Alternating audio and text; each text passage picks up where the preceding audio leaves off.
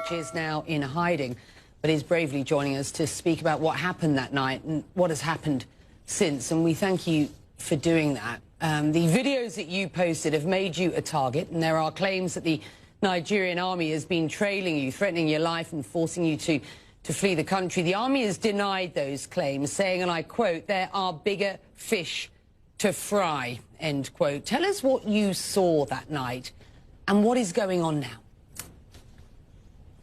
Well, thank you for having me, Becky. Thank you for giving us your platform to continue talking and sharing this story. What I experienced that day was the worst experience in my life. The Nigerian army that is supposed to protect us came with no warning, none, nobody, no representative to come speak to us first. At least they just came in guns blazing. We heard gunshots from behind the toll gate, because we were on one side of the toll gate, and we heard gunshots from behind and people running. So what we did was just to go down and sit down and just stay still, wave our flags. So because we believed that if we waved our flags, they would see that we are not here to cause any harm. We're not here to cause any troubles. We're just here protesting, as is our right to do so.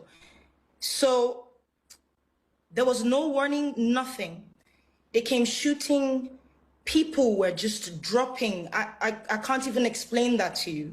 It was such a chaotic scene that most times I find it difficult to close my eyes without seeing those scenes.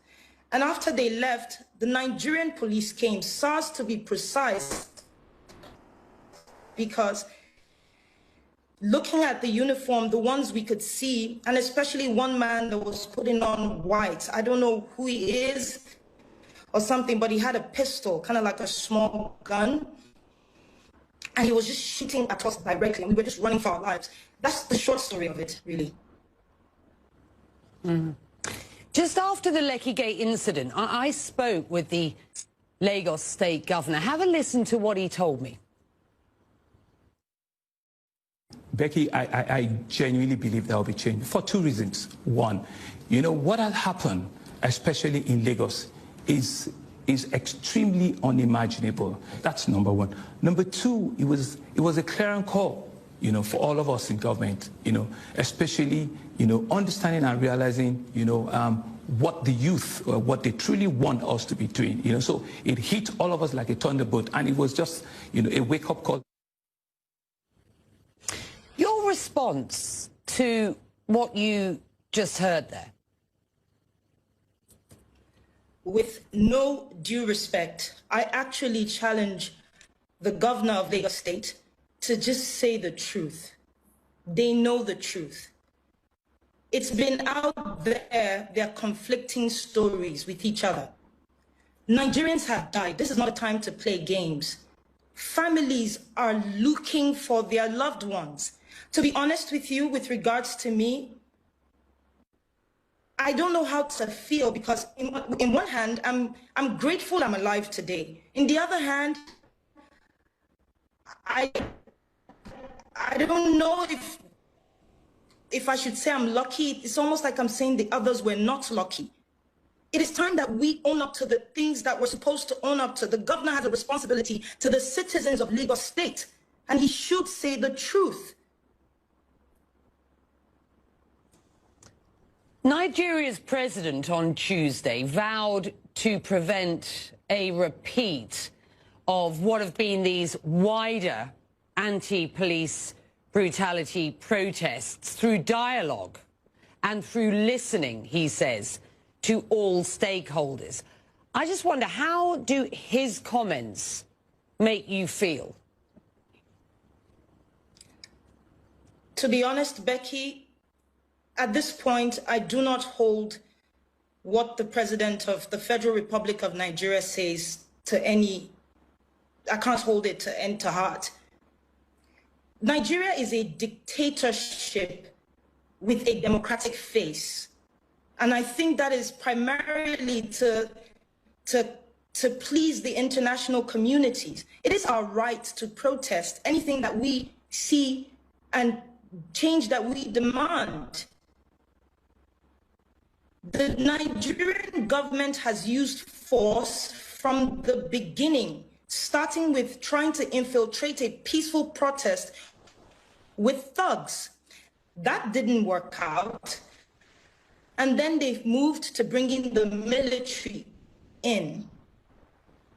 So the same government that says that they had banned SARS, and this is going for 4 to 5 years now, they keep banning the same SARS, is saying that he wants to have a dialogue. The president hasn't even come out once to address the shooting at the toll gate. So no, Becky, I do not take his word to heart. We need action, we need change, and most importantly, we need accountability. You've said about this whole experience, and I quote here, "It is cause for what I believe is just. It is shock at the response of my government towards the people it is sworn to protect. It is courage to speak up no matter what. And for me, the will to see justice, accountability and a change in Nigeria, no matter how much is offered to me or threats to me." Do you believe that change will come? And how long do you think you will need to stay in hiding for? To be honest, I will start with the fact that the will is there. This generation, as we like to call ourselves, we call ourselves Sorosoke. That means speak up. Unlike the past, where they've oppressed our parents, they've misinformed our parents because we didn't have social media back then. They owned the media houses, they owned the newspapers. But this is a different generation. And that goes to the end where I said that I believe strongly that Nigeria will change. It's not a sprint, it's a marathon. And now the Nigerian people, especially this generation, they are speaking up. The shock for me was to see that for the first time, something that gave me such belief. I never thought I would see Nigerians come together with the same voice and speak in one voice, demanding change, demanding an end to police brutality. I never thought that our government, first time they're seeing this, would respond in the action with which they did. Seizing the passport of Mo, for example, arresting Yeroms, chasing people out of town and literally out of the country. I believe that the fact that I have been given a second chance at this life, I don't know what will happen to me. I don't know what will happen to my career. All my bookings, everything is gone. I don't know. But what I do know is this. The fact that I have this chance, I will use this opportunity to tell the story. No matter the length, no matter the breadth, I would use the opportunity to tell the story. My hope is to go back home. I don't want to run anywhere. People think that I have sought some sort of asylum. That is not a fact. But you can't chase down everything. Those things are not important. I want to be able to go home, but I want to make sure that I've gotten my story out and the story of other witnesses out under oath. And then when I'm done, I go home. If they want to pick me up at that point, there's nothing to try and silence me for anymore. So if they still want to pick me up, no problem.